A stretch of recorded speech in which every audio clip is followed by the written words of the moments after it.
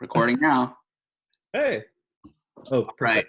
So today I wanted to talk about staying positive and positivity in this whole pandemic crisis.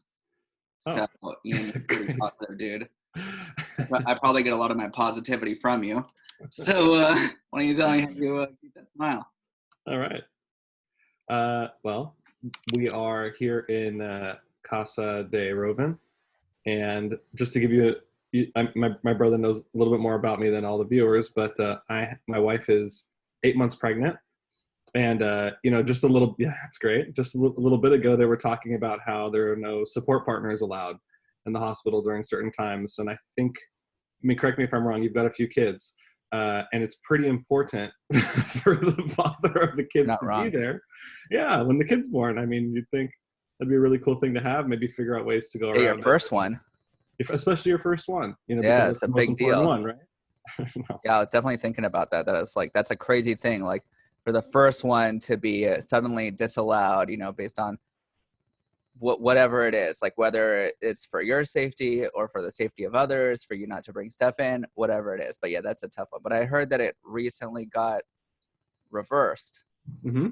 So Cedars just put out another update to their visitation policy, and now you get to be there during labor and delivery and postpartum. So yeah, you'll be providing a little bit of support to your partner and child, which is great. It's great. But I can't lie. It was a little bit nerve-wracking thinking that, wow, this may be a real thing where I don't get to be there for my kid and my partner. Definitely.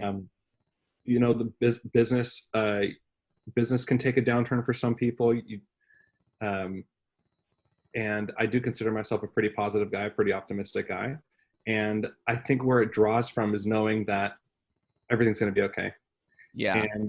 And really, you just stick. What do they say? Pick yourself up by your bootstraps, right? You got to stick to what you know and do well, and let the experts do what they do well. Right. Well, the thing is, like, what people are doing well right now might not be what's in high demand. So I think one of the best things to do is to just be flexible and change yourself to adapt to this new situation. So whether, for us attorneys, whether it's going to be like doing certain types of cases or, now we're approaching a lot of teleconferencing. And when this whole thing started, I was trying to do teleconference depositions, and a lot of opposing counsel was like, no, I've never done that before. I'm not into this new thing.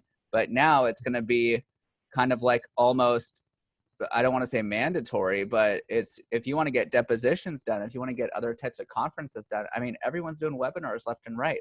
So it's really just about changing yourself into the situation so that you can give a supply to where the demand is now. Because there's not demand for conference rooms right now. There's not it's just not the same world that we're living in. So I think that's the thing to I think that's the thing to try and stay positive, is to not be banging your head against a wall and trying to force that square peg into that circle hole, and to, adapt to the situation. Like, it's like that book, Who Moved My Cheese? It's like, there's no cheese in the station. You got to go to a different station. Right. Yes. So, and for those people who, like you said, those industries where they're not in high demand right now, or they're not considered essential workers, now's the time to look inward, think about things that you can fix for when you do get to reopen. Maybe, I'm not a big runner, but I know that running is good for you. I'm not a doctor, so if you have bad knees, don't run. But to go outside and to say, I'm going to walk and I'm going to just trot a little bit.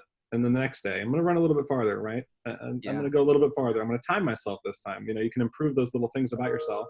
And looking inside to your business, where were those choke points? Luckily, with video conferencing or with teleconferencing, you don't have to go into all those meetings where you sit down and essentially it's a waste of time for an hour. You get to get through all the things you need to get through. And plus, I'm not suggesting everyone does this, but to be a little bit more positive about these meetings is to be engaging and active so that you actually can get something out of it. This may be their only time where they get to talk to somebody else other than whom they live with. Right. So it's really just like making the most of it. Exactly. Wow, that was it. I think we just had that moment right there. And scene. All right, cool. Always good talking to you. I like Also- these like short things, you know. It's like it's just good to like get it out, not like what do you want? What were I you do want to say saying? one more thing before we go. Yeah. It is extremely important to reach out to those people, even if with a little text message or a little email or something, as soon as you think about them, because you're going to be at home, you're going to experience things at home, you're going to watch a show, and you're going to say, "Oh, wouldn't it be great if George saw this?" You know, and just send them a text. Hey, just thinking about you. Boom, saw this thing. You might like it.